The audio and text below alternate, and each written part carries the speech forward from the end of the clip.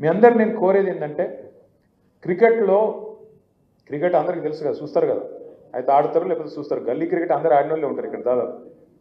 Kagaz Nagar famous కూడా నా క్రికెట్కు. అయితే క్రికెట్లో ఏం చెప్తారంటే నువ్వు ఎప్పుడైనా సరే క్రికెట్లో నెక్స్ట్ బాల్ ఆడాలి, అవుట్ కావద్దు. నెక్స్ట్ బాల్ ఆడాలి మొదలు. అందులో 6 కొడతావా, 4 కొడతావా, డిఫెన్స్ ఆడతావా, ఒక్క రన్ తీస్తావా, అది నెక్స్ట్. నువ్వు నేను నెక్స్ట్ ఓవర్ ఇట్లా ఆడతా, ఆ పైన ఓవర్ అట్లా ఆడతా అంటే కుదరదు. ఫస్ట్ అవుట్ కాకుండా నెక్స్ట్ బాల్ ఆడాలి, అవుట్ కాకుండా మిగిలాలి, కొడితే 6 కొట్టాలి లేకపోతే చౌకా కొట్టాలి, రేపు మళ్ళా గట్టిగా చూపెట్టాలి. ఎందుకు చెప్తున్నా అంటే మీరేమో 4 ఏళ్ల తర్వాత వచ్చే ఎలక్షన్ గురించి మాట్లాడతాను, మరి కాంగ్రెస్ వాళ్ళేమో ఇప్పుడు వెంటనే లోకల్ బాడీ ఎలక్షన్లు, జెడ్పీటీసీ, ఎంపీటీసీ, సర్పంచ్ ఎలక్షన్లు ఇప్పుడు పెడతాను. మీరు ఫస్ట్ నాకు ఇవ్వాల్సిన మాట ఏంటంటే అన్ని పంచాయతీలు పక్కకు పెట్టి, ఇక్కడ నేనా నువ్వా కాదు, నేను మొదటి నుంచి ఉన్నా, నేను మధ్యలో వచ్చినా, నేను తర్వాత వచ్చినా కాదు, రేపటి రోజున సిర్పూర్లో బెజ్జూర్లో ఎవరు గెలుస్తారు, కౌటాలలో ఎవరు గెలిచే అవకాశాలు ఎక్కువ ఉంటాయి, దయగామ పరిస్థితి ఏంది, సిర్పూర్ రూరల్ పరిస్థితి, ఇట్లా మొత్తం మండలాల వారీగా ప్రవీణ్ గారి నాయకత్వంలో కూర్చోండి. మీరే మంచిగా బ్రహ్మాండంగా సమిష్టిగా నిర్ణయం తీసుకొని అభ్యర్థులను ఎంపిక చేయండి. పార్టీ మద్దతు కూడా మీకు తప్పకుండా ఉంటుంది. మీరు చేయాల్సిందల్లా మొదలు కొట్టాల్సింది, ఎక్కడ కోల్పోయిందాన్ని అక్కడనే దేవులాడుకోవాలి, ఎక్కడ పోయిందాన్ని ఆడనే దేవులాడుకోవాలి. మీరు రేపు 4-5 జెడ్పీటీసీ అడిగలు వచ్చిర్రనుకో, ఇక మిమ్మల్ని ఇంకోటి అడుగుతాడు ఎవడ, పార్టీ కూడా ఇంకో గీనొత్తారట గాయనొత్తారట అని ఆలోచన చేస్తుందా? అట్లాంటి ఆలోచన రాదు. ఎప్పుడు మీరు ఇక్కడికి వచ్చిన వాళ్ళు, ఇప్పుడు మీరు 400 కిలోమీటర్లు, దగ్గర 200 మంది ఇంత కమిట్మెంట్తో అర్ధరాత్రి బయలుదేరి ఇక్కడికి వచ్చింది. తమ్ముడు మనోహర్ చెప్పిండు, మా భార్య అనేది బండి పోతుంది, నువ్వు ఎక్కువ జల్ది పో అన్నది అన్న చెప్తున్నాడు. నేనేమంటున్నాను, గంత ప్రేమ గంత కమిట్మెంట్ ఉన్నప్పుడు మరి పక్కన మన పంచాయతీలు, మన చిన్న చిన్న ఇవన్నీ పక్కకు పెట్టి ప్రవీణ్కే ఇప్పుడు నేను బాధ్యత అప్పచెప్తా. మీరు వెంటనే మీరు అర్జెంటుగా ఈ ఎలక్షన్లో మీ సత్తా మొదలు చూపండి. మళ్ళా కొడతాం. ప్రజలు చాలా కోపంగా ఉన్నారు, అది కూడా చెప్తున్నా మీకు నేను. ప్రజలు కోపంగా ఉన్నారు. కాంగ్రెస్ ఓడవడన్న ప్రచారానికి వస్తే తన్నటట్టే ఉన్నారు. నిజంగా చెప్తున్నాను, సెక్యూరిటీ లేకుండా రేవంత్ రెడ్డి దొరికినా కూడా తంతారు, గట్టున్నది కదా. నేను ఉదయం చెప్తలేను, నేను చూస్తున్నా, నిజంగా చెప్తున్నా. ఆ వీడియోలలో తిట్లు ఏందా నాకు అర్థం కాదు. నేను గిన్ని తిట్లు ఉంటాయని కూడా తెలియదు నాకు. ఇంకోడు కూడా అయితే ఆయన బకెట్లో నీళ్ళు పోసుకొని అలా దుంకి చచ్చిపోతుంది. రేవంత్ రెడ్డి కాబట్టి బతుకుతుండు, కానీ ఇంకోడు కూడా అయితే ఎప్పుడో చచ్చిపోతుంది తిట్లకు. అరే అరే ఏం తిట్లు అవి, ఏంది అది, తెలుగు భాషలో గిన్ని తిట్లుంటాయని కూడా ఎక్కలేదు నాకు. గన్ని రకాలుగా తిడతాను. అది ఎవరు తిట్టేది మళ్ళా?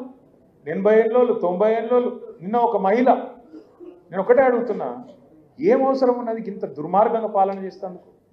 నిన్న ఒక ఊళ్ళో కొడంగల్లో భూములు అంటే ఒక్క ఊళ్ళో 110 ఎకరాలు కావాలన్నట్ట రేవంత్ రెడ్డికి. ఆ 110 ఎకరాల కోసం 400 మంది పోలీసులు పంపుతావు. 400 మంది ఊళ్ళో ఉన్నది పాపం ఎంతమంది ఉన్నారు వాళ్ళ తాండల, వాళ్ళంతా లంబాడ సోదరులు, లంబాడ ఆడబిడ్డలు. వాళ్ళ మీదకి మొన్ననే పగబట్టి 40 రోజులు జైలుకి పంపిండి 40 మందిని. మళ్ళీ సిగ్గు లేకుండా మళ్ళీ అదే ఊరికి 400 మంది పోలీసులను పంపి ఇది పోలీస్ రాజ్యం అన్నట్టు హుకుమత్ చేస్తూ ఉన్నాడు. ఇంకోవైపు నిన్న ఇక్కడ ఒక చెప్పుల దుకాణం కొట్టుకునేటోళ్ళు నాచారంలో, ఇంకొక ఆమె ఒక చిన్న పాల దుకాణం, పాల డబ్బా, దుకాణం కూడా కాదు డబ్బా, డబ్బా మీద పడ్డాడు. అంటే ఇక పేదోళ్ళు బతకాక తెలంగాణలో 10 ఏళ్ళు కేసీఆర్ గారికి ఇట్లాంటి గలీజ్ పనులు ఏమైనా చేసిండా? పేదోళ్ళు కడుపులో పెట్టుకొని చూసుకున్నాడు. రైతుకు టైంకు పైసలు ఇచ్చిండు. కరోనా వచ్చినా ఏమొచ్చినా రైతును కడుపులో పెట్టుకొని చూసుకున్నాడు. పేదవాడి సంక్షేమం చూసిండు. కళ్యాణ లక్ష్మి ఆగకుండా చూసిండు. మీకు నెల నెల వచ్చే పెన్షన్ పైసలు ఆగకుండా చూసిండు. ఇంత బాగా చూసుకుంటే ఈయనేం చేసిండు రేవంత్ రెడ్డి? అంతకంటే ఎక్కువ ఇస్తా అని చెప్పిండు. కేసీఆర్ 2000 ఇస్తుండు, నేను 4000 ఇస్తా. కేసీఆర్ రైతు బంధు 10,000 ఇస్తుండు, నేను 15,000 ఇస్తా అన్నాడు. కేసీఆర్ కళ్యాణ లక్ష్మి 1,00,000 ఇస్తుండు, మీదికెళ్ళి తులం బంగారం ఇస్తా అని చెప్పాడు. కేసీఆర్ బిడ్డ ఉడేటప్పుడు ఇస్తాడు కళ్యాణ లక్ష్మి, నేను నువ్వు లగ్నపత్రిక పెట్టుకోగానే ఇస్తా అన్నాడు. దీన్ని మాటలు చెప్పి ఫ్రీ బస్ అని, అల్లమని, బెల్లమని, రుణమాఫీ అని 420 హామీలు ఇచ్చి ఆఖరికి ఇవాళ అత్యవసర మార్కులతో వచ్చిండు, ముఖ్యమంత్రి అయింది. కానీ ఇవాళ ఏమైందో తెలంగాణ ప్రజలకు సంవత్సరం లోపల అందరికీ అర్థమైంది. కాగజ్ నగర్ కావచ్చు, అలంపూర్ కావచ్చు, ఆదిలాబాద్ కావచ్చు, నారాయణఖేడ్ కావచ్చు, కోదాడ కావచ్చు, భద్రాచలం కావచ్చు, నలుమూలల తెలంగాణలో అందరికి ఒక విషయం అర్థమైంది. రేవంత్ రెడ్డి కాంగ్రెస్ ప్రభుత్వం వీళ్ళు మాటల మనుషులే తప్ప చేతల మనుషులు కాదు. అందుకే మీకు ఇవాళ కాగజ్ నగర్లో 3 ఉండొచ్చు కాంగ్రెస్ నాయకులు, 4 ఉండొచ్చు, ఎంతమంది సిపాయిలని ఉండొచ్చు, కానీ ఒక్కడి కూడా 4 ఓట్లు తీసుకునే పరిస్థితి లేదు. అది మాత్రం పక్క. ఎందుకంటే మంట మీద ఉన్నారు ప్రజలు. ఏడ దొరుకుతారా కాంగ్రెస్ వాళ్ళని? ఇక మీకు బీజేపీ ఎమ్మెల్యే ఉన్నాడు, ఆయన ఇంకా గొప్పగా ఉన్నాడు.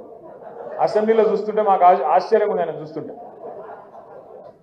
తెలంగాణ పోరాటం జరిగి తెలంగాణ పోరాటంలో పిల్లలు చచ్చిపోయి 100 మంది చచ్చిపోయి తెలంగాణ వస్తే మీ ఎమ్మెల్యే ఏమంటాడు తెలుసా అసెంబ్లీలో? మా సిరిపూర్ని తీసుకుపోయి మహారాష్ట్రలో కాకుండా అంట. మీకు ఇంత గొప్పడు దొరికింది. మీకు చదువుకున్నాడు, డాక్టరు, ఏమైనా మాట్లాడితే కొంత జ్ఞానంతో ప్రజలు ఏమనుకుంటారో సోయితో మాట్లాడనా లేదా? అందుకే గిసొంటోళ్ళు మధ్యలో ఇవాళ కాగజ్ నగర్ నలిగిపోతుంది. మీరు దయచేసి నేను మిమ్మల్ని ప్రార్థించేది, మీ మనోవేదన మొత్తం అర్థమైంది నాకు.